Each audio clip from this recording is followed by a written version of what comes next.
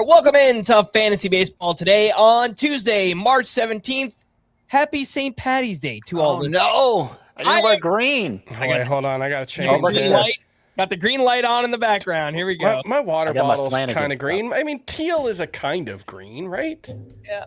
Do I need to change? Are people going to yell at me for not wearing green? No, you're the one wearing green. Well, it's like they're both teal, you know? It's in the green family. I feel like it has to be like Kelly. Sort of like Quinn Matthews' injury is in the thoracic outlet family. Quinn Priester. I hope it's not Quinn Matthews. Quinn Priester, excuse me. I had the wrong Quinn. Please, dang it. Let it not Would have been funny if I had the right Quinn. You know who they have to call to figure out these injuries? Ghostbusters. Obviously, Dr. Quinn, medicine woman. Frank, you're a little too young for that one. Yeah, no idea what that is. Today on the show, we are talking deep sleepers, and mileage on this may vary. I realize not everyone plays in a my league's 700 players deep. These aren't deep enough. But for the majority of the listeners, I would say many who play in 10 to 12 team leagues, these will be deep sleepers for you and names that you can look at in the final rounds of your draft, or maybe even just scout them early on in the season and see what they do. They are all outside of the top 300 in the NFBC ADP over the past 7 days. And it's going to be quick-paced, rapid-fire, lots of names that were thrown out there today. I think we each have at least like 30 names that we want to talk about, so should be fun. The stage is set. The World Baseball Classic Final. USA, Venezuela. Let's go. It's gonna be awesome. I can't wait. Ronnie Acuña versus Aaron Judge. Let's go. Yeah, I don't like having to root against Ronald Acuña. Then don't. It's gonna be a strange feeling for me. Join me in rooting for Team Venezuela. I'm gonna root against the USA. Come on, Chris. Jeez. I am. Okay. Well, that's on your conscience, it's not my mine. wife's home country. You know. Okay. That's my rooting interest. All right. I don't think we have a starter projected for this game yet, by the way, for Venezuela. So it's TBD up against Nolan McLean. Should be a very fun one. Obviously, we'll talk about it on tomorrow's podcast as well. I think Nolan McLean's gets the edge there over TBD. I mean, who could it be? It could be like... Oh, actually, probably Eduardo Rodriguez. I think they said on the broadcast Eduardo Rodriguez. Yeah. So, all right. We'll see. Before we get to all those deep sleepers later on, let's just run through all the news and notes from the day. It's a lot of like catching up on things that we spoke about yesterday. Some good, some bad, some in between. Jose Ramirez's left shoulder is apparently feeling much, much better, and it's so good that he's not even going to get imaging done. So that feels all right for now. It feels like we hopefully dodged a bullet. Happy to hear it. I'd still take him 6th overall. Yeah. A little tinge of concern still, because a lot of times guys suffer injuries like this and play through them, and then it's like, oh, his shoulder was bothering. Remember when he hurt his shoulder that one time? Turns out it was bothering him all year. Sure. But I'd take him 6th and try not to worry about it. And then we don't find out about it until like November the next year or whatever. Yeah. Seiya Suzuki will undergo an MRI on his injured right knee. I have not seen any updates on this. I took these notes like 6 hours ago. So if you guys have seen anything on Suzuki, please let me know, but I haven't. If he does have to miss time, I guess that would open up an opportunity for Matt Shaw to play early on in the season. Does that matter? It depends how long Suzuki's out for. If it's a 10-day IL stint to open the season, that probably means he's only missing a week, in which case, it doesn't matter. But hey, it's a deep sleeper episode. Matt Shaw, sure. Deep sleeper. Sure. Why not? You know, that's going to be a theme during this show. The player pool has been chewed over so much that if you're just isolating it to the last week of results, nobody outside the top 300 is likely to be very good at all. So it's I see an inkling of upside there. Deep sleeper. Yes. Matt Shaw, he's on the list. Sure, why not?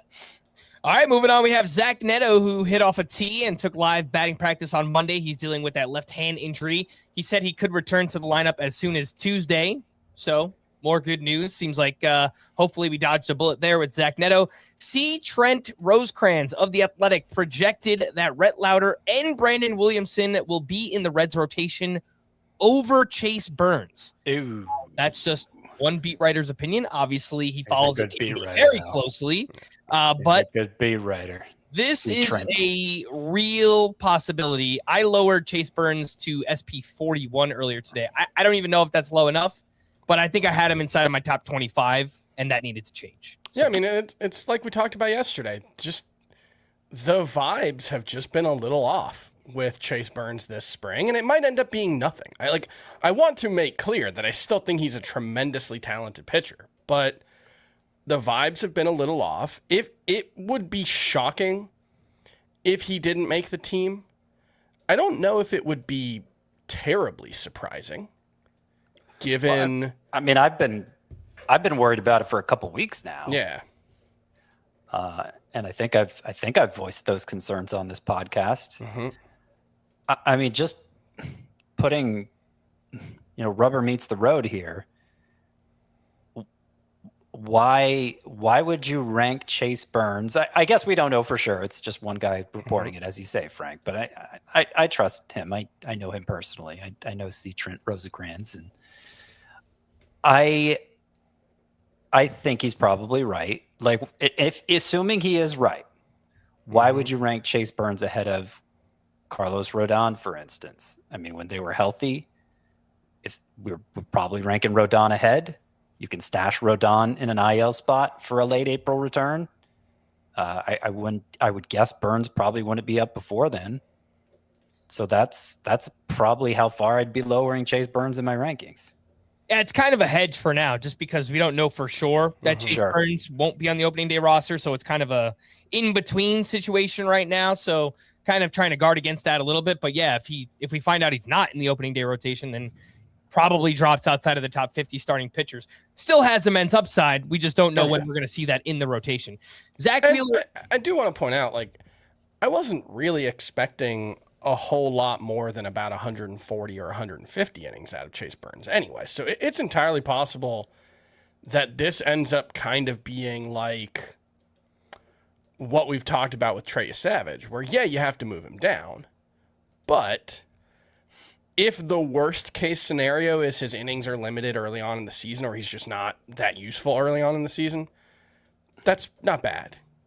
Yeah, all things considered. You'd rather him be in the rotation from day one, but if it's, hey, this gives us a chance to limit his innings over the course of the season rather than having to pull him out of the rotation or skip starts or whatever, there could be a silver lining to this cloud. So I don't want to, doom and gloom it entirely. I do think Chase Burns should still be, even if we get confirmation he's not in the rotation, Chase Burns should still be drafted in every league.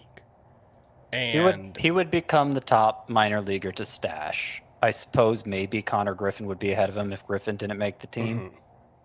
Mm-hmm. But I would expect Burns to be up more quickly than Griffin.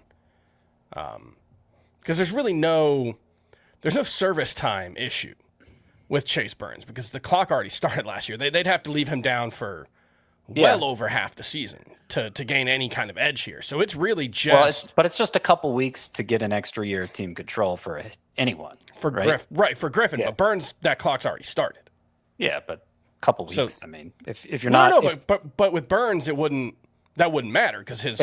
It wouldn't matter, but if he's not good enough to make the starting five in week one, why would he be in week two? Well, that's why I wonder if it's just about building him up a little slowly. Maybe. Mm-hmm. Zach Wheeler is scheduled to face hitters on Tuesday in a 35-pitch live BP session, so see if we can get any numbers, any velocity readings for that. Torey Lovullo expressed confidence that Gabriel Moreno will be available for opening day despite dealing with forearm inflammation. Lawrence Butler is expected to start at DH on Tuesday and could play in the outfield as soon as Thursday of this week. Shohei Ohtani is expected to throw 3 to 4 innings in his first start of the season as a pitcher and could be limited early on. I think that was the expectation for most when it comes to Ohtani, the pitcher. Joe Musgrove is expected to open the season on the IL. He's working his way back from Tommy John surgery. He made one spring start. It was technically an exhibition start, but apparently he just wasn't he didn't bounce back the right way from that start. I dropped him down to SP 67. That might not be low enough, but I think I had him at like 55 or something. So dropped him down a little bit. Musgrove? Yep. Boy, I'd drop him more than that. I mean, there's no timetable for this. We also just don't know what the issue is, but it feels a little bit like Shane Bieber last year. Exactly. I think he had a similar thing where he like made his first rehab start and then they kind of hit pause on it for a couple of weeks and he had to kind of restart.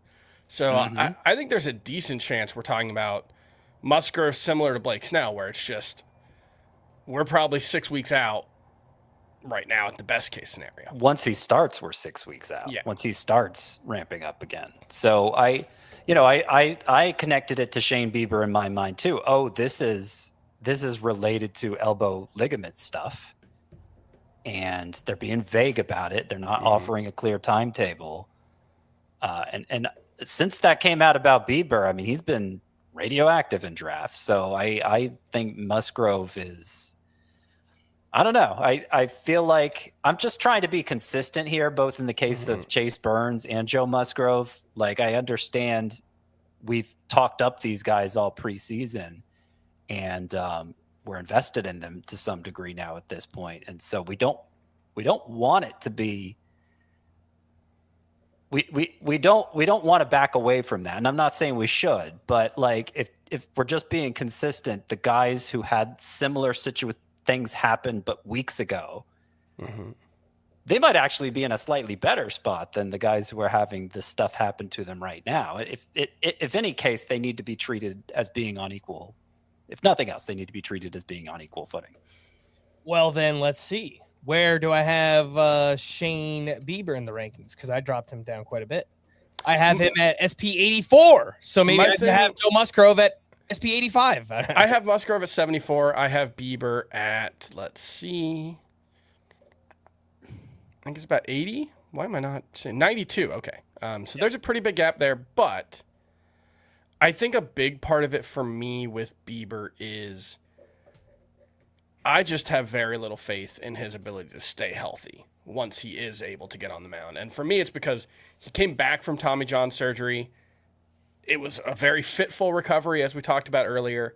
He ends up throwing, what was it, about 38 innings, maybe 45 innings total, maybe 60, something like that. Is not very much. And then he has an entire offseason with which to rest, rehab, recover. And he is still apparently dealing with the issues from last postseason. That to me just suggests that there's just not had really 18 months. You're supposed to be golden after 18 months. Yeah, but he hadn't been throwing competitively yet. And he threw a lot of pitches in that first start, and it kind of confused me a little bit because he was coming back from Tommy John surgery. His first spring start, he threw like 50 pitches, which is not normal. I mean, normally you see like 20 to 30 pitches in your first outing. He threw something like 50. It was just kind of weird the way that's a good call too. So, not really sure why it played out that way, but yeah, I probably need to lower Musgrove a little bit further there as well. Jordan Westberg said Monday that he remains without a timeline to participate in baseball activities. He's currently out with a partially torn UCL in his right elbow. Jackson Holiday said he'll begin taking live at bats this week. He's working his way back from that hamate bone injury. Matt McClain will bat second for the Reds this season, so that will be right between TJ Friedel and Ellie De La Cruz in the lineup. I moved Matt McClain up to my 10th ranked second baseman in Roto and 13th in head-to-head points. But second base rankings, it's a really low bar to clear, so that might sound drastic, but I moved him up from like 15 to 10 in Roto and from like 20 to 13 in head-to-head points. That didn't sound drastic to me. I mean, I have him 12th, but I could easily be talked into 10th. I have him 12th behind Marcus Semien and Jorge Polanco, who I think both have a fair amount of upside that isn't being appreciated. But McClain probably has the most upside of the three. Yeah, I moved him ahead of both. He has the most downside of the three, too. Yeah. Ha-Seong Kim has been cleared to take part in fielding drills. He's working his way back from a torn tendon in his right middle finger. The hope is that he's back with the Braves in May or June. And Emerson Hancock appears to be the favorite to fill in for Bryce Miller in the Mariners rotation to open the season. Before we hit our first break, just want to remind everyone once again that the listener leagues will be announced this Friday. So if you haven't yet, get your submission in. fantasybaseball@cbsi.com. That is the place to email and send in something creative, or just tell us why you deserve to be in the league. There are 2 leagues. One will be drafting next Sunday, the 22nd in the evening, and then the other one will be on the 23rd on Monday. So let us know. It's the head-to-head categories is on Sunday. Head-to-head points is on Monday. Let us know which league that you would like to be in, and please put FBT Listener League in the subject line. It's like I say it every year, and it's like I get a whole bunch of different kind of crazy like subject lines, and it makes it easier for me to sort through if you just name the email that. So thank you. You will not get lost in the mix. You will not get extra credit for a clever subject line. No, you will not. So just in fact, you will automatically be disqualified if you don't put FBT Listener League in there. It definitely makes it easier for Frank to keep track of. Yes, please do that. And subscribe to the FBT newsletter if you haven't already. If you're watching on YouTube, you can scan that QR code in the top right corner. That will take you right to the website, cbssports.com/newsletters, where you could sign up for the FBT newsletter for free. Let's take that break. When we come back, deep sleepers, rapid fire for the rest of the show. We'll do that right after this. When you need your sports news all the time, we've got breaking news to bring to you. CBS Sports HQ hits every highlight from all the sports that matter to you. JJ, we appreciate your time breaking it down. A lot of movement in the rankings this week. With the plays you missed. What a finish at the final round of play. And analysis to give you an edge. All we need is 20 points. I was shaking in my boots. Texas, Ohio State, who wins this game? We're bringing you that breaking news right here on HQ. CBS Sports HQ, streaming free 24/7. Welcome back in Fantasy Baseball. Today, let's talk deep sleepers, names outside of the top 300 in NFBC ADP over the past week. That includes, I believe, 87 drafts that I saw on the website. And again, let's keep this moving. Let's say 30-second or less per player. And Chris, why don't you get us started, your first deep sleeper? So we're not like position by position or anything. Oh, it is the wild. Throw it out. I did it by position. Pick the one that you want to block Carson us Benge. on. Carson Benge? He's still going that late? Yes. Yes. Oh, yeah, he is. 316 over since I did the month of March. I don't know. You guys might have slightly different numbers because I didn't pay attention to the rules. 346. All right. That's even better. Carson Benge is hitting over 300 this spring.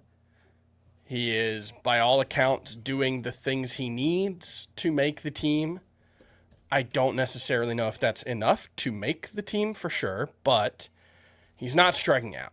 He's getting on base. He went 2 for 2 with 2 walks on Monday night. I think he still is the most likely candidate to be the right fielder for the Mets on opening day. He went 15 and 22 in 116 games last year. Great plate discipline. We made the Brandon Nimmo comp a lot, and I think that's the kind of player Carson Benge could be. Mm-hmm. Again, the ADP there is 346. I know Scott has made the Christian Yelich comp there as well for Carson Benge, the Marlins Christian Yelich. And I think we're all in agreement there. He was on the list, and now he is stolen. Scott, you are up. Should we just go from person to person and not have transition time in between? Just boom, boom, boom. Yeah, let's go. That. Chris, Scott, me, the Bermuda Triangle. Keep going. Bermuda Triangle. Okay. We're not snake drafting it. Bryce Eldridge. He's been going outside the top 300 the whole preseason. It's been freaking me out. Huge power, consensus top 25 overall prospect. Seemingly has a clear path to playing time as the Giants DH. He came up late last year. There's a chance he doesn't make the team because there are strikeout issues, but he's 6'7". There are always going to be strikeout issues, and they don't really have anyone else to plug in there. The cost is so low. The upside's so high. He might pick up first base eligibility eventually. Love Bryce Eldridge at the price. Good call. All right, first up for me, I'm just going to go in the order. I wrote them down from 305 and down. So I have Max Meyer here, who flashed big upside early last season. He had hip surgery, which ended his season. But now he is back. Hopefully he's healthy. He looks healthy. He showed up this spring. He's thrown 7 shutout innings with 12 strikeouts to 1 walk. He is throwing his sweeper more. He has the opportunity. It's a good ballpark to pitch in. The ADP for Max Meyer is 307. And I am still very interested in Max Meyer and his strikeout ability. Chris, over to you. I will go with Coby Mayo, who is a guy we've talked a lot about over the past couple of years without much to show for it at the major league level. He hasn't really gotten that many real extended opportunities. He has one right now with Jordan Westburg opening the season on the IL, likely out until at least May. Honestly, I think it's more likely Jordan Westburg doesn't play this season than that he's back by May. Coby Mayo is hitting 500 this spring with I think it's a 91 mile per hour average exit velocity. I still think this is a 24-year-old who could make a difference, and this is kind of the last best chance for Coby Mayo to make a major league career for himself. Grant Holmes. Pitching herd is thinning out. It's especially thinning out for the Braves, so he has a guaranteed spot in the rotation. There were some UCL concerns at the end of last year, but he thinks it was a pre-existing thing that just got discovered on examination for something else. And what was especially illuminating as far as that goes, especially comforting as far as that goes, is his most recent spring start Thursday, 5 no-hit innings, 9 strikeouts, 18 swinging strikes on just 64 pitches. He has a killer slider. 13 of the 18 whiffs came on that pitch. Last year, in a limited amount of time, Grant Holmes had 5 starts with 9 strikeouts or more. And that equaled the number of starts with 9 strikeouts or more that Paul Skeens had last year. So Grant Holmes, very cheap, a lot of strikeout potential, some whip concerns, some durability concerns, but I'll take him at the price. Why are you always singling out Paul Skeens? What do you have against Paul Skeens? He's the best pitcher in fantasy, and he does. So if it's just easy to not the best pitcher in fantasy, but he's he doesn't have a lot of double-digit strikeout games, or even 9 or more strikeout games. So Holmes had just as many last year. Yeah, I like that call too. Grant Holmes, ADP 392. You guys are just sniping me left and right. I don't even know how many names we're going to have left by like halfway through this. Yeah, I think we both have more names than you as well. So yeah, so it might just be you two going back and forth at some point. Next up for me is Kirby Yates, who is just a late round save start here. His ADP is 310. And he is turning 39 years old in 8 days. I have no clue if he has anything left. Last year, he allowed a lot of barrels, lots of home runs, but he is just 1 season removed from a 1.17 ERA and 33 saves. He is also reunited with his pitching coach from the Rangers, where he had all that success in Mike Maddox. Now they are together on the Angels, and it looks like he will get the first shot. There was a report over the weekend, and there's just there are a bunch of veterans in that bullpen, but Kirby Yates has the most experience, and so I would expect him to get the first shot. And if he performs, maybe he just holds it all season. So still got a ton of whiffs last year. Still got a ton of whiffs and a lot of strikeouts. So over to you. It's my turn. It's my turn to nominate a player. Okay, you guys are going pitcher heavy, so I'll focus on that side. A guy that I know we all really like, Jacob Lopez of the Sacramento Athletics. His ADP is 335.2. And he is like my favorite example of weird pitcher. We talked about this. Was it yesterday's podcast? We talked about Jacob Lopez. His pitches don't really move like anyone else's. He's got this weird low angle arm delivery. I think he's got kind of like a little bit of an Andrew Abbott delivery, if I'm remembering correctly, where he kind of crossfires. The sweeper and slider, or the slider moves more than most sliders to the glove side. The fastballs move more to the arm side than most pitchers. He's just a funky pitcher, and I think funky works for him. And I like the potential for Jacob Lopez to really continue what he did in the second half of last season when he was a pretty effective pitcher for the Athletics down the stretch. So I like Jacob Lopez. Owen Caissie. This year is shaping up to be a banner year for rookies. There are so many high-end prospects at the precipice of the majors, likely to win a starting job for opening day, or if not, then soon afterward. That's easy to lose sight of somebody like Owen Caissie, who's been rated among the best power hitting prospects for several years now. really actualized it last year. Did a better job of elevating the ball for power, delivered a good home run total in the Cubs system, was blocked there, traded to the Marlins in the Edward Cabrera deal. I have no reason to believe he's not going to be on their opening day roster. Nothing more to prove at AAA. Hasn't generated a ton of headlines this spring, which I think has helped prevent him from being pushed up in the rankings. But like, had a good WBC. Prospect. He's a good prospect. Good. Yeah, he had some moments, but he hasn't been like one of those players generating a ton of buzz. Mm-hmm. But the upside is definitely there for Owen Caissie, and the price is right. Yep, the price is $452 over the past 7 days. Can you tell that we podcast together? There has not been a player that either of you have said that wasn't on my list. So here we go. We got to get deeper. Next up is Marcell Ozuna for me, and his ADP is 336. There is a lot playing against Ozuna here, so I'll highlight that first. He is 35 years old. He's coming off a down season where he dealt with a hip injury, and he went to a terrible park for right-handed power. So why should you like him? Well, in 2023 and 2024 combined, he was amazing. He hit 289 with 79 homers, 204 RBI, 916 OPS. Really wasn't that long ago. I mean, we are one season removed from him being that player. I think that he could still get to, 250, 260, 25 home runs and going outside of the top 300. That's just really, really cheap power that is hard to find in that range of the draft. And an improving Pirates lineup. So I like that aspect as well. Not going to be a great lineup, but hopefully they can get to the middle of the pack this season.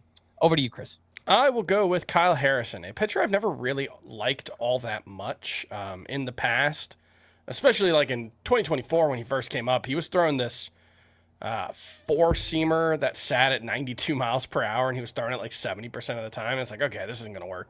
Well, last year he gets a velocity bump.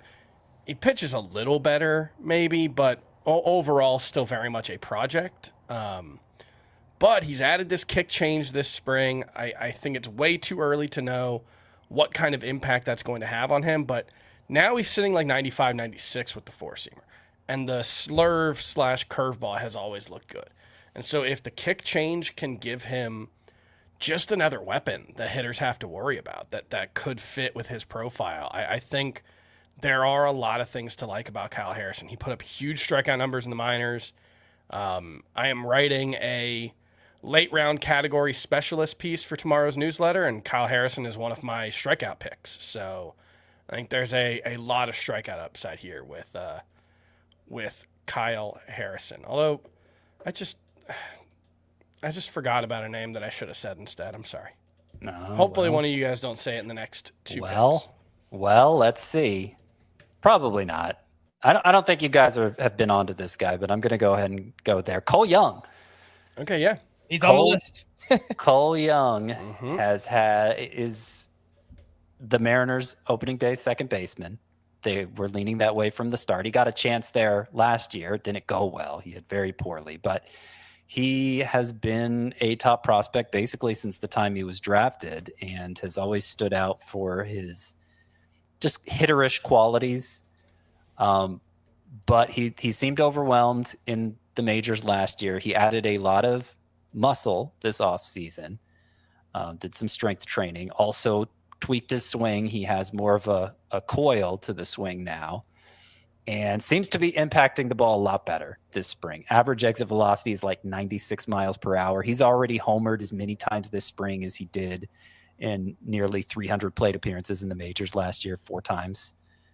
And he's a second baseman. He's also stolen 3 bases, which I wasn't expecting to be a big part of Cole Young's game, but maybe. Yeah. I think he's definitely on the radar now for those deeper leagues. He also had a max EV of 114 last year, which is a lot more impressive than I think he gets credit for. I'm not saying he's going to be a huge power hitter, but there is some pop here. The ADP for Cole Young, 665. So I like that call. 2 of his 4 home runs have had an exit velocity over 108 miles per hour this spring as well. So very impressive there on Cole Young. The name for me is Mick Abel. Is that who you were going to say? That was the one I should have said. All right. That was the one I should have said. Mick Abel, big riser, hasn't risen enough. The ADP is 337 over the past 7 days. Came over to the Twins in that Yohan Duran trade last year. This spring, 13 and a third innings, 2 runs allowed, 17 strikeouts to 1 walk. He has racked up a ton of swinging strikes, especially in the first 2 outings. Hasn't been as plentiful the next 2 outings, but overall his spring has been very impressive. No doubt that he has swing and miss stuff. Last year in the minors, 10.4 K per 9, 29% strikeout rate, 12.8% swinging strike rate. And he has outperformed Zebby Matthews this spring. So there is a chance that he is just in the opening day rotation. Someone who should be on everyone's radar is Abel. Over to you, Chris. Yeah, I think Abel's going to be in the rotation at this point. All right, my pick will go away from the pitchers. There's been a lot of pitcher talk lately. And my pick is going to be Cam Smith, who it feels like is just completely forgotten because he wasn't very good last season. He made his major league debut. He played 134 games. He had 9 homers. He had a 670 OPS. He didn't elevate the ball consistently. He didn't pull the ball in the air to the pull side as often as you'd want. I still just kind of look at it as he was 22. He played 30 games before getting called up. I'm still going to believe in the talent that Cam Smith has shown. The Astros still seem to like him. They have been looking for different ways to get him in the lineup. They've been playing him at center field this spring. I think that all suggests an organization that still has some faith in Cam Smith. He's a big dude. The raw power is there. Max EV 114 last season. He's got to cut the strikeout rate. He's got to elevate the ball more consistently than he did last season, but I am willing to give him a mulligan for how poorly his rookie season went. 95th percentile sprint speed as well. I think there could be double-digit steal, 20 homer pop here for Cam Smith. So I am still going to have some faith in him when it costs so little to have that faith. I am going to stick with the Mariners. My last pick was Cole Young. This pick is going to be Dominic Canzone. From your list also, huh? Dominic Canzone clobbers the ball. During his time in the majors last year, 92 mile per hour average exit velocity, 116 max. And I believe his time in the minors, the exit velocity data was, let's see, it was pretty much the same. Yeah, the average was a little lower, but the max about 116. So Dominic Canzone hits the ball very hard. And during his time in the majors last year, too, he slashed 300, 358, 481. So it wasn't just theoretical. He performed. Now, the Mariners have seemingly freed up more at-bats for him this year because playing time was the main issue last year. He is a left-handed hitter, and he's 28 years old. So it's not like he's an obvious building block for them. He may just get stuck in a platoon role all year, but I think he's good enough that in 5 outfielder leagues, he could be useful in a platoon role. And if things break a certain way, he might just escape that platoon role and become a full-time player. And I think that would be a very exciting development for Dominic Canzone.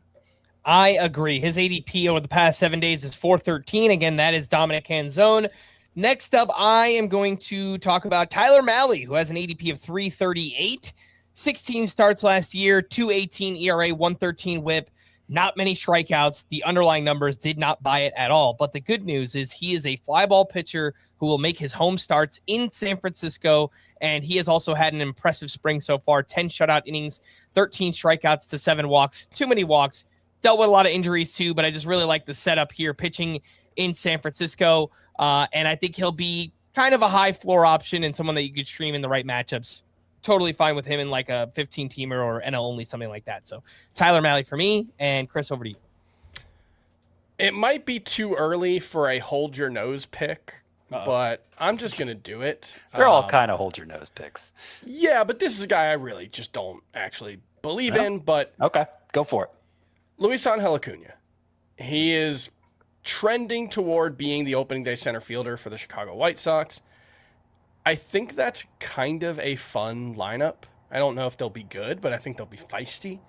It's a pretty good ballpark. Luisangel Acuña is a very, very good athlete who should be able to handle center field. I know it's been a part of his skill set, even though he's a converted infielder. I'm not sure this dude can really hit, but his average exit velocity this spring is 95 miles an hour. It's a very small sample size, only 27 batted balls.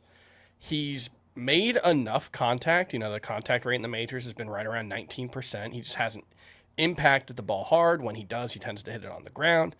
There are limitations here, but he stole 16 bases in 193 plate appearances last season. I think Luisangel Acuña could be a 250 hitter with 10 homers and 30 steals. And like, that's useful. TJ Friedel has been useful with those kind of numbers in the past. So, yeah, Luisangel Acuña, not a huge bet on talent like some of the other guys we've talked about, but opportunity and a useful fantasy skill set for Luisangel Acuña. Moises Ballesteros, sort of like Bryce Eldridge. I imagine he'd be drafted everywhere if he wasn't DH only to begin the year. And look, maybe he'll remain DH only. He was a catcher coming up through the Cubs system, moved very fast. They couldn't slow him down because of the bat. It's just such a polished, hits everything kind of bat for Moises Ballesteros. So the bat arrived before the glove was ready, and they have two good catchers there already. He did catch, I think, one game last September, but he hit well last September. He hit so well, in fact, that they were willing to move Seiya Suzuki back to the outfield to get Ballesteros in the lineup as their regular DH.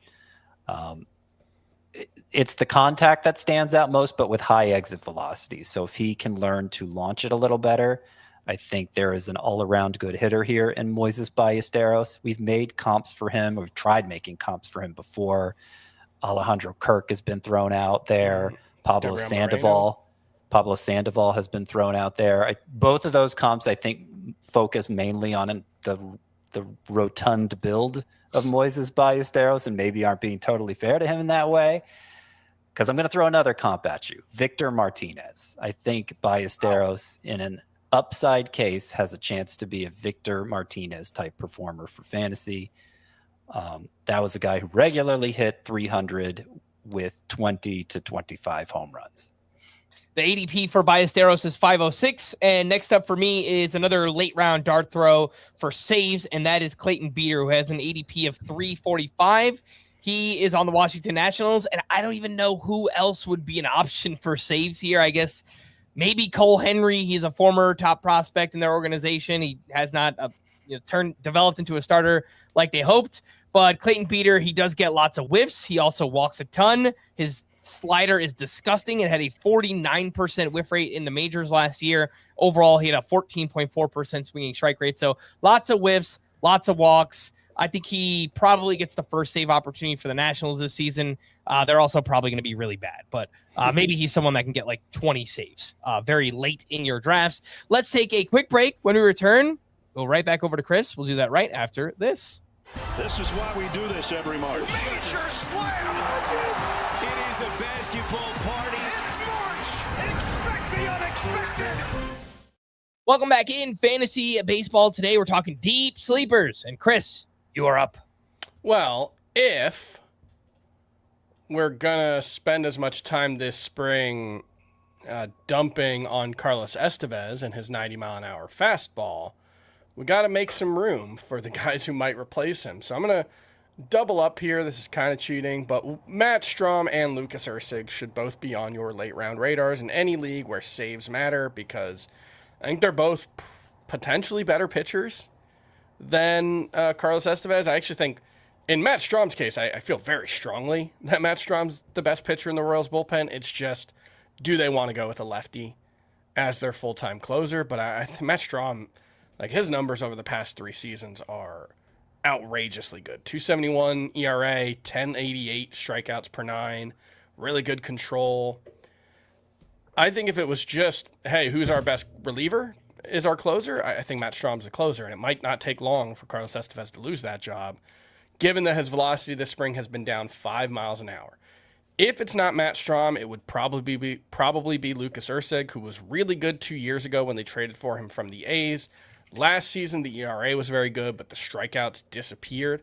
I'm not 100% sure what's behind that, but that, he's shown the skills, so maybe he can get back to it. But either way, I think Lucas Erceg and Matt Strahm are your, I don't know if you want to call them insurance for Carlos Estevez, because you probably don't want to draft Carlos Estevez if you're listening to a fantasy baseball podcast on March 17th, 2026. You definitely don't want to draft Carlos Estevez, because none of us do. You don't want to, but if nobody wants to, you might end up drafting him. Yeah. But I'm not excited about it, certainly. Yeah. Okay, I'll continue the closer run or prospective closer run here with Matt Svanson. Spelled just like Swanson, but with a V instead of a W. It seems that is the actual pronunciation, Svanson. It seems too easy, but it's true.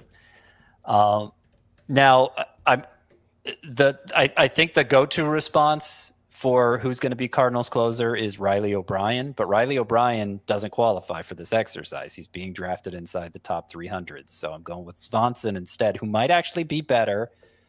I was kind of hoping the Cardinals would turn to him down the stretch last season. He was a rookie at the time, ended up putting together a 194 ERA, 0.88 whip, 10.1 K per nine. Leads with the sinker, had incredible ground ball rates in the minors on top of that strikeout ability. And this spring, Cardinals beat writers have been talking him up as part of a committee, what's going to start out as a committee. So they're not just defaulting to Riley O'Brien or even Jojo Romero. It sounds like Svanson is going to be part of it, and I think he has a decent chance to emerge as the head of the committee, maybe just becoming the closer outright. The ADP for Matt Svanson is 495, and let's stick with the Cardinals here. I'm going to talk about Matthew Liberatore, and a consistent theme with a lot of these players is just opportunity, and the opportunity is there. Like, there's not much in the Cardinals rotation. Liberatore is starting on opening day, made a bunch of starts last year, and actually went deep into his starts pretty consistently, right around 6 innings per start, having himself a nice spring, 10 innings, 3 earned runs, 14 strikeouts to 1 walk. He's getting a bunch of whiffs on his slider this spring as well. He already has a really good curveball. He throws 6 different pitches, so very diverse pitch mix. And I know Saris likes him, and I trust Saris. He's really smart.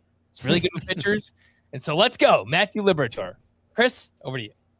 All right. I'm going to go with a guy who's starting to get a little bit of buzz in the fantasy world, and that's Nasim Nuñez, who should play every day for the Nationals. And this is another one where I'm not sure the bat is very good, but he makes contact, and we just want to see him get on base. He walks a ton, at least in his minor league career. Even last year at the major league level, he walked 9% of the time. If he can just hit like 250, he might get on base enough to steal 40 bases. He's probably going to hit near the bottom of the lineup. He's probably not going to hit for any power. So this is purely a speed play. Mm-hmm. But if you're looking for a late round speed source, okay, Jose Caballero is probably the better choice, right? Like that's a better bet for stolen bases, but Nasim Nuñez might play more and might give you more of the counting stats, and the bat might be equally as bad, so at least you'll get more runs and RBI. So I think Nasim Nuñez, he hit 45 steals last season in only 102 games is what it looks like. So I think there is some big stolen base potential here with Nasim Nuñez. Good defender too, so he should stick around. I'm going to go with the guy who I've already drafted in a couple of 24 teamers. So money where your mouth is here. It is TJ Rumfield of the Colorado Rockies. A crowded first base competition there, but the new front office led by Paul DePodesta made a point to go out and get this guy from the Yankees. Or no, wait, he actually came before then, didn't he? Now, did he come in the Bird trade last year? No, he was acquired this offseason. He was required. Okay, yeah, okay. So it was Paul DePodesta's. And, he looks like straight out of Moneyball in terms of, you look at his minor league stats, 25 years old, wasn't a highly regarded prospect, got on base a lot down in the minors, and has had a big spring. TJ Rumfield has. Walked 5 times, struck out just once, 4 home runs. That is in the Cactus League. And the exit velocities, they've been decent this spring. In the minors, they were pretty average. But it looks like he's the front runner now for that job in Colorado. And if you have any kind of hitting ability whatsoever, you have a chance to matter if you're playing every day for the Rockies. So I think TJ Rumfield is definitely worth taking note of at this point. I love that call. 666 is the ADP there on TJ Rumfield over the past week. Next name up for me is a boring one, Harrison Bader. But again, opportunity. Signed a 2-year, $20.5 million deal with the Giants this offseason. He still is a strong defender, so you know he's going to be in the lineup. And he was solid offensively last season. Hit 277, 17 homers, 11 steals, 796 OPS. 10% barrel rate was the second highest of his career. The pulled air rate has been up over 22% 3 years in a row. I think Harrison Bader can hit 250 with like 15 homers and 15 steals, which again is very boring, but as a fifth outfielder in a deeper league, I think is serviceable. So Harrison Bader is the guy. Chris. We are starting to get some questions about Max Muncy, not that one, the other one, the one for the Athletics. Who I didn't think you guys were going to go there. He was a prospect of some renown in recent years. He was a first-round pick in 2021. He has mostly struggled at the major league level, putting up a 31% strikeout rate and a 628 OPS, 638 OPS, something bad. But he's having a nice spring. He is still only 23 years old. He's making a lot of contact. He is hitting .410 with a 1269 OPS. The average exit velocity is 92 miles per hour. He's elevating the ball well. He has a 52% hard hit rate. Look, it's probably mostly against minor leaguers, and you should take that with a huge grain of salt. But when you're talking about this deep, we're just looking for reasons to be excited. Yeah. And, or at least not even excited. Excited is the wrong word. Reasons to be interested, to be intrigued. And I think we should be at least mildly intrigued by what we're seeing from Max Muncy right now, because I could see 15-15 out of him. And we usually pay a lot more than that. Well, I mean, he was just a rookie last year. I thought this was a sleeper for the late rounds. I didn't think I would get Max Muncy. Either of you would take Max Muncy. I just want to point out that he did do a lot of he made a lot of changes to his approach. Like he is more focused on hitting a ball in a certain spot rather than just trying to react, and also looking for a certain pitch again rather than just trying to react. He had a pretty good minor league career. He's a pretty high draft pick, Max Muncy of the Athletics. So I am with you. He looks like he's trending toward being their starting third baseman. And I believe he carries second base eligibility too. So that's handy. I wanted to take him in the last round of TGFBI, but somebody beat me to it. I'm going to throw another third baseman out there who was also bad as a rookie, but that doesn't mean he's condemned to be bad forever. Having a good spring. It's Brady House. Brady House. Power is supposed to be his carrying tool. He has homered. Let me see. Did I lose his page? He has homered 3 times already this spring. He's batting like 450. Not that he's going to do that. Play discipline isn't great, but he hits the ball hard. He hits for power. And one thing I've noticed as somebody who tracked Brady House as a prospect is it was very difficult to rank, because he'd have 1 year where he'd look awful and 1 year where he was like, oh, well, there's the Brady House we thought we were going to see. It was on again, off again for him. So he'd keep sliding all over the prospect rankings. And that may happen to him in the majors too. Again, he looked terrible last year, looking better this spring, has enough of a pedigree and enough raw power there that there's reason to hope. He's going to be playing every day for the Nationals at third base. All right, the ADP for Brady House is 593. And next up with me, I'm just going to keep the train rolling here on some boring veterans. And Josh Bell is next up, 477. He's boring, but he just kind of does the thing. You expect 250, 20 home runs, still really good plate discipline last year, 10.7% walk rate, 16.5% K rate, and still hits the ball hard, 90.4 average EV. 12% barrel rate, the second best of his career. Underperformed his expected stats last season as well. Probably going to be traded midseason, hopefully to a contender. But yes, I do believe Josh Bell is going to play every day. And we're back over to Chris. This one's kind of a blind faith one, but it's a guy I really like, and I think he has some really interesting tools, and that's Denzel Clarke for the Athletics. Maybe this is stupid. I kind of think if you're as good defensively as Denzel Clarke is, you got a decent chance of figuring it out on offense. I know they're very different skill sets, but he's going to get the run because, man, Denzel Clarke, I think he's just the best defensive center fielder in baseball already. Like, the stuff he was doing last season I think he was like 4th or 5th in outs above average with like a third as many innings as the guys ahead of him. It was bonkers stuff. He's an elite athlete, 97th percentile. Sprint speed, it was about 80th percentile. Bat speed, average exit velocity was actually 90 miles an hour. He hits the ball pretty hard. His hard hit rate was above average. He strikes out a ton. It was 38% last season. That is wholly untenable. He needs to get a lot better at that fast. But I think he's going to get the chance because of how good defensively he is. I'll bet on the tools. I think if it works out, you could be looking at something like a 20 steal, 15 homer upside. So I like making a bet on Denzel Clarke in this kind of format or in this kind of context. Tyler O'Neill. I don't know why everyone has forgotten that Tyler O'Neill hit 31 homers 2 years ago, and that wasn't the best year of his career either. Back in 2021, he had 34 homers and 15 steals for the Cardinals. Like, the guy has massive biceps, huge power. He's hurt a lot. He was hurt pretty much all of last year, and so I signed a big contract with the Orioles, and it was a dud the first year. He's had years where he's been a total dud, strikes out a lot, gets hurt a lot.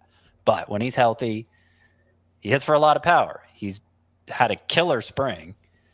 Now it's a crowded outfield, and so he may not have a full-time role right away, but they still owe him a lot of money for the next 2 years. So if he's producing at all, they have all the incentive in the world to play Tyler O'Neill. I think he could be a very cheap source of potentially big power. On that topic, I couldn't figure out if I wanted to include Dylan Beavers on my list because I'm not sure he's going to make the team. I was reading just today that he just had a big game today, and one of the Orioles beat writers, I forget which one, was suggesting that he's kind of cementing his role on the team now, and he had been struggling before this. I think it was floating the idea of a Beavers O'Neill platoon, actually. Because it's a lefty and a righty. Yeah. I don't know how strict of a platoon it would be. And, of course, somebody could get hurt and open up a spot for both. But, yeah, I mean, if Beavers does get sent down, which I guess is still a possibility, then all the better for Tyler O'Neill. Back to Tyler O'Neill for a second. I think he's a name that needs to be on your radar, especially even in shallower daily lineup leagues. Play him on opening day. You have to play him on opening day. Homers every year on opening day. Yeah. Start him on opening day. You've got to do it. Well, let's keep it going with another boring veteran. That is Jake McCarthy, who we spoke about yesterday. I got him on my Toutworth team. I got him in NL Labor as well. So let's go. Jake McCarthy traded over to the Rockies this offseason. Another player just with an opportunity. He has had productive seasons, 280-plus batting average in 2 of the past 3 years. He has 23 or more steals 3 years in a row. He already has 6 steals this spring, and it sounds like he could lead off for the Rockies this season. So kind of the odd late-round flyer that you can get batting average and speed from. It's just like really weird that he's going as late as he is. But I think maybe people didn't expect him to play as much, but I think he's going to at least start against righties and maybe just be an everyday player for the Rockies this season. That is Jake McCarthy. Chris. I did not include Jake McCarthy on my late round sleepers, and I got to update that. That's a great call. Or my late round categories specialist is actually what this column is. So I gotta get him in there. Obviously, I think he's a better bet for stolen bases, but I think if you really are targeting him, it's also because of batting average, like Frank said. So I think that's a good call. Scott, do you have any Rockies on your list remaining? I do. Okay, because you want to do a Rockies run? Jake McCarthy was on my list, and I will also throw. Now, is yours a pitcher? No. Okay. It shouldn't be, but I'll be the dumb one who mentions a Rockies pitcher, and that is Chase Dollander, who was in the discussion for best pitching prospect in baseball before he made his major league debut, and it went very poorly, as things tend to go for pitchers who play half their games in Coors Field. He had a 6.52 ERA last year, 5.10 xERA. He has been registering some of the absolute best stuff in baseball so far this spring. Like every start I've seen, all these various stuff metrics have been popping for Chase Dollander. His velocity's up. He's averaging 99 miles an hour on his fastball. He's got a full arsenal. And I'm just a little bit more hopeful about the new brain trust in Colorado just giving him a better chance to figure it out. It's going to be an uphill climb pitching half his games in Coors Field, but just getting a slightly more modern pitch development and pitch approach out of a coaching staff, I think could help Chase Dollander reach his potential. So I'm not giving up on a dude that talented. I don't really want to stick with your Rockies run here. Rockies run. Rockies run. Let me just say real quick. Blake Street Bombers. Blake Street Bombers. Charlie Condon was in that first base competition too, and has looked great this spring. He's shown the power that he wasn't in the minors. Doesn't look like he's going to make the team, but he'll be among the higher prospects to stash. So that was the name I was thinking of, Charlie Condon. All right, I got another one. Let me give you a boring veteran that I've actually been drafting a lot, and it's Victor Caratini of the Twins. He has become my go-to second catcher in 2-catcher leagues so deep that you actually have to start drafting bad ones since, it's such a deep position. I'm thinking those 30-team roto leagues especially. But Victor Caratini, 15-team roto leagues. Sorry, what did I say, 30? Where 15-team roto where 30 catchers are drafted. Victor Caratini has consistently been about a 260 hitter. If you prorate the number of home runs he hit over 100, if you prorate the number of home runs he hit last year over 150 games, it comes out to 16. Like, this isn't huge production, but the reason I'm prorating it over 150 games is Victor Caratini spent most of his career as a backup, and you might just think that's all he's doing for the Twins with Ryan Jeffers there. But no, in addition to backing up Jeffers, he's supposed to be their primary DH. So he's going to play a lot more than the average catcher, and I think can live up to that 150 game projection. And if he does, he's likely to give you JT Realmuto type numbers. Not that JT Realmuto is great shakes himself these days, but you'd be pretty happy to get him as a second catcher in most 2-catcher leagues. Victor Caratini, you could do it much cheaper. The ADP for Victor Caratini is $4.99, and here we go. 10 minutes left into overdrive. 30 seconds per player. I'm going to give you a Reds double dip. Rhett Lauder, Brandon Williamson. We've talked about these guys a lot lately. Opportunity is there for one of them, maybe both. And Lauder, the higher-end prospect, 7th overall pick back in 2023. Really strong season in the minors back in 2024. Dealt with some injuries last year. He throws a bunch of different pitches. He's the one that I like more between the two. And then Brandon Williamson, a big old lefty, 6'6". He's returning from Tommy John surgery that he had back in September of 24, and has also had himself a nice spring. 11 innings, 2 earned runs, 13 strikeouts to 2 walks. So just 2 names that could be in the rotation for the Reds there, Rhett Lauder and Brandon Williamson.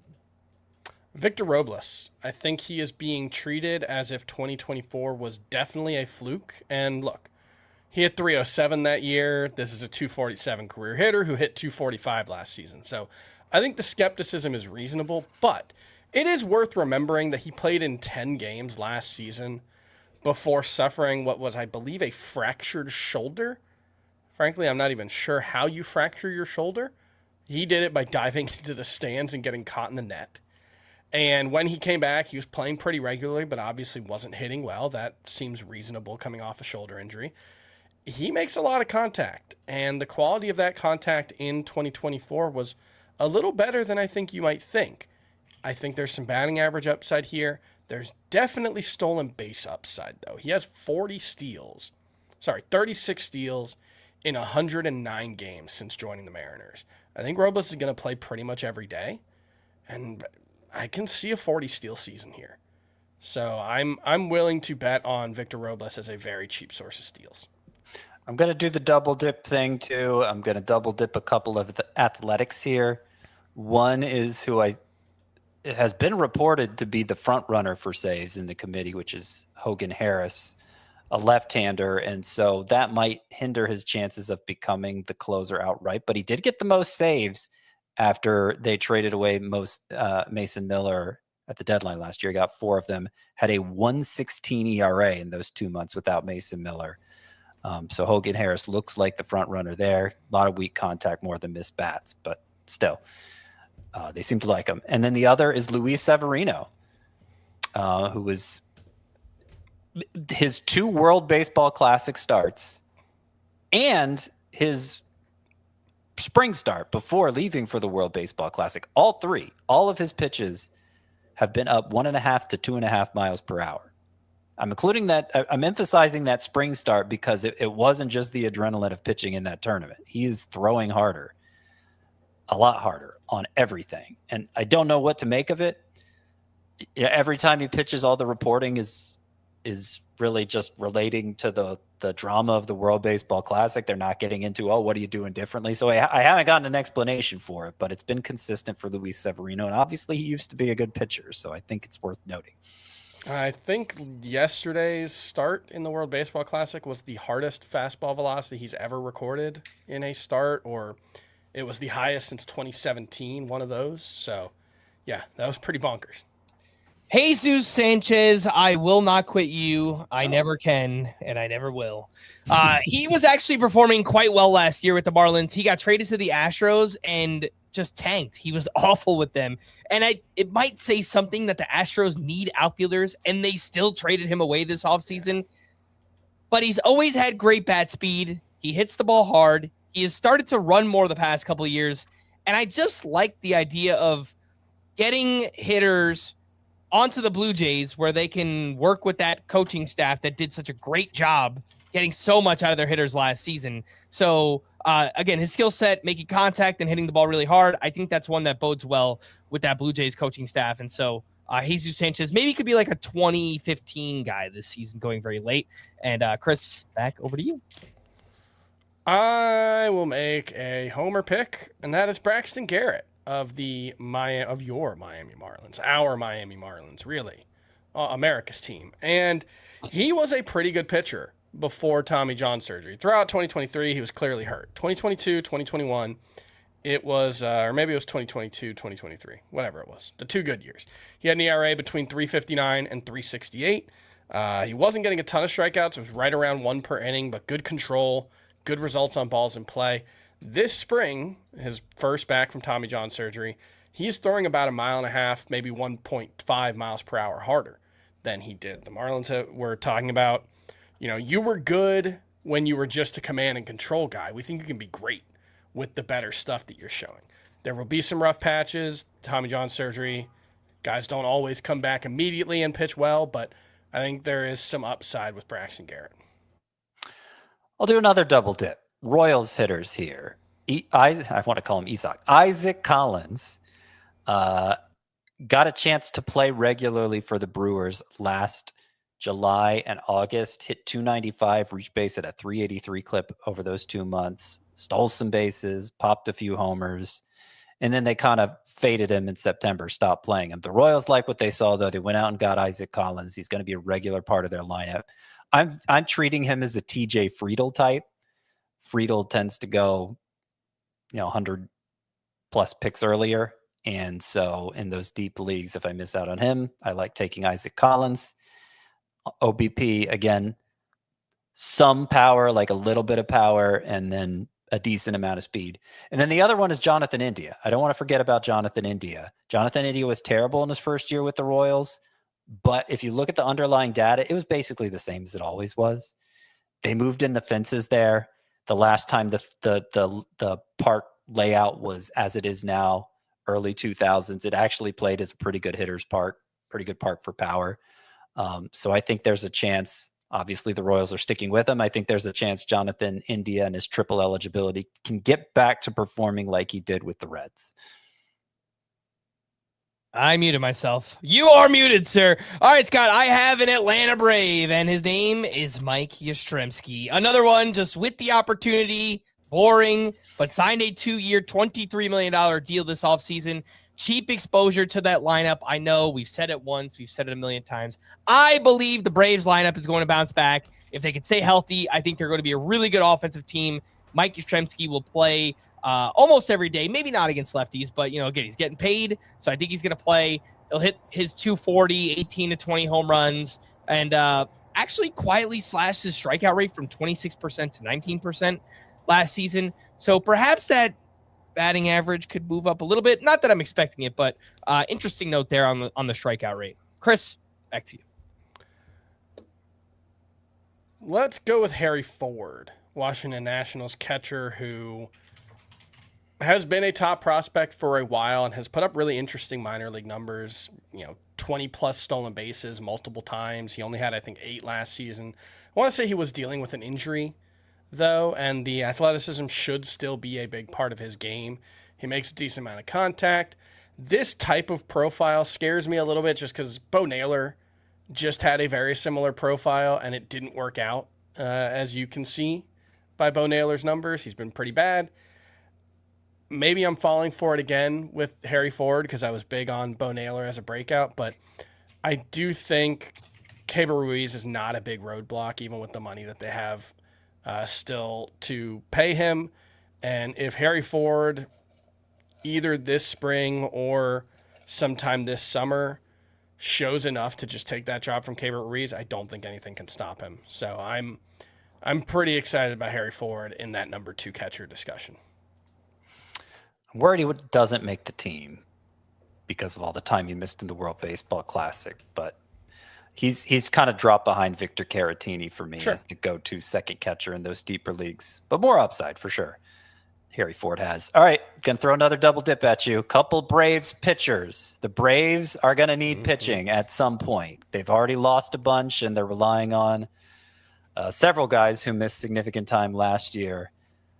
2 young pitchers have stood out for them this spring. If it was truly a merit-based thing, I think they'd be making the team, and those 2 are J.R. Ritchie, who I think profiles pretty similarly to Nolan McLean in that he has a deep 6-pitch arsenal, capable of missing bats, but that is less his strength than generating weak contact. And J.R. Ritchie's going to be up soon. The other is Didier Fuentes, who we actually did see a little bit last year, but he was rushed to the majors, clearly wasn't ready for it. He has been lights out this spring. His fastball has been up a mile per hour consistently. His sweeper has been up like 3.5 miles per hour. And he's been a huge bat misser in the little bit of time he's pitched. So those 2 for the Braves, probably not going to be useful right away, but definitely names to file away if nothing else. One of my favorite deep sleepers this year has been Nolan Gorman, and he's still just 25 years old. He hit 27 home runs in just 119 games back in 2023.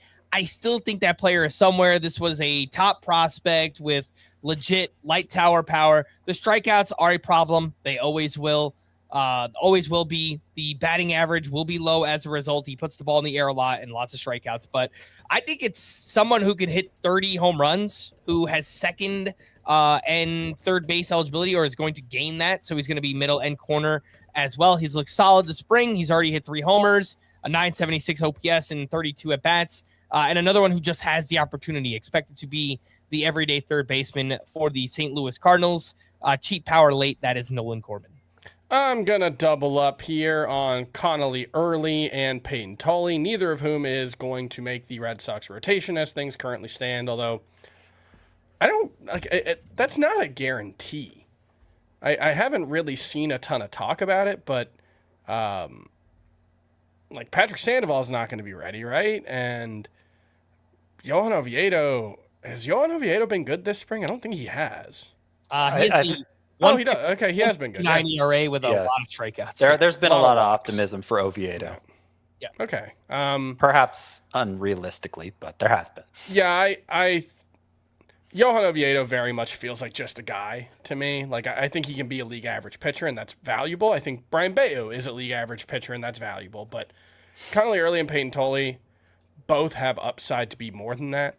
They're both lefties. Peyton Tolley has arguably the best fastball, certainly in the minors, but one of the best fastballs among starters. He's developing the rest of the arsenal. Connolly Early was hugely impactful for the Red Sox down the stretch last season. I'm surprised that they might not open the rotation with them, even though they have a lot of options and those guys have minor league options available. But yeah, I think Pantoli and Connolly Early, they're going to get their chance at some point. Someone's going to get hurt, and they both could be absolute impact pitchers.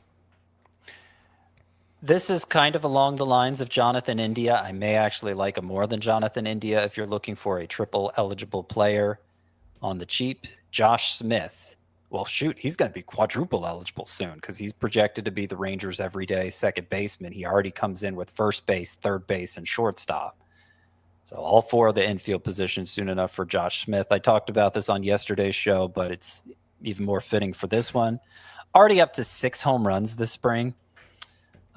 Never been much of a power hitter, at least in the majors. He had a couple of years in the minors where he was pretty good with the slugging, but hasn't been much of a power hitter. He's changed his approach at the plate, actually made the same sort of adjustment that George Springer made last year, which is to swing with more intent on pitches that he can handle, to not swing so defensively. A lot of these high contact guys get in their head that to swing and miss is to fail. And so they start swinging defensively. And that's what was determined to be the issue for Josh Smith. And, obviously it's spring training. 2 of the 6 home runs I'm counting were in an exhibition against Brazil's World Baseball Classic team. So he hasn't always been facing great pitchers, but it's definitely an eyebrow raiser. His most recent home run equaled the hardest hit ball he's had in regular season play ever. And so he genuinely seems to be hitting the ball harder. And it's always had good plate discipline, going to play a ton, a little bit of speed too. I think Josh Smith absolutely fits the bill here. All right, we do have to start to wrap things up here. So I have 5 names left. I'm just going to quickly rattle all of them off, and I'll give you guys an opportunity as well. Max Scherzer, we spoke about him yesterday. Opportunity is there. Jose Barrios is hurt now. So is Shane Bieber. Looked good this spring. The end of his season was really bad, but his first 11 starts, he was serviceable. 3.60 ERA, 108 WHIP, 8.4 K per 9. Again, that's Max Scherzer. Simeon Woods Richardson had a great September last year. 5 starts, 2.33 ERA, a 0.81 WHIP, 12 K per 9. He started throwing a splitter, really upped its usage in that September, threw it 27% of the time, and that pitch had a 33% whiff rate. Brandon Sproat, top prospect who was traded to the Brewers in the Freddie Peralta deal this offseason. Velocity has been up this spring. He is throwing a new cutter. It's a great organization for pitching development, and another place where there is an opportunity. Quinn Priester is hurt. We know Brandon Woodruff has dealt with a lot of stuff the past couple of years, so could be one of Sproat or Kyle Harrison in that last spot in the rotation. Rhys Hoskins, the Guardians need power desperately. Yeah. He had 12 homers in 90 games last year. Not sure how much he has left, but the quality of contact was still solid. 90.2 average EV with a 10% barrel rate. And the last name I want to throw out here is Anthony Kay, who is coming back from Japan. He signed a 2-year, $12 million deal with the White Sox. And in 24 starts in Japan last year, 174 ERA, 0.98 WHIP, 56% ground ball rate. He's looked good this spring. Velocity has been up quite a bit from the last time we saw him in the majors. He is also throwing a new sinker, which he didn't previously have when he was in the majors. So very deep league name there, Anthony Kay. Does he have RP eligibility? Yes, he does. There you go. Deep league Spark for those who play in points leagues as well.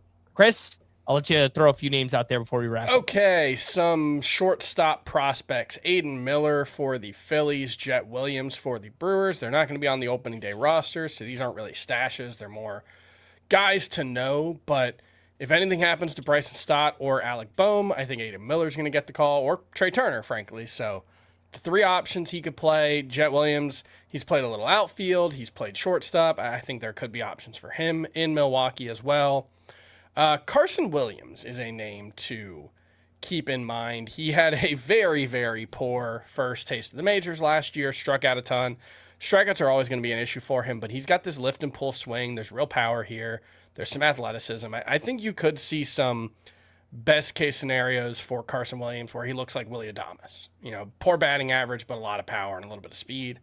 And then a couple of pitchers. Let's go with two guys coming back from injuries who are kind of going under the radar. Justin Steele is one who, I think last I heard, I think he's about 6 weeks away, right? Like he's just starting spring training right now, basically. He's coming back from internal brace. We know the track record there is not great. Can't guarantee Justin Steele is going to be good, but he's going to have that Cubs defense behind him. I think he's going to be pretty good when he gets out there, just in part because of that. So I'm willing to take the chance on him. Corbin Burns.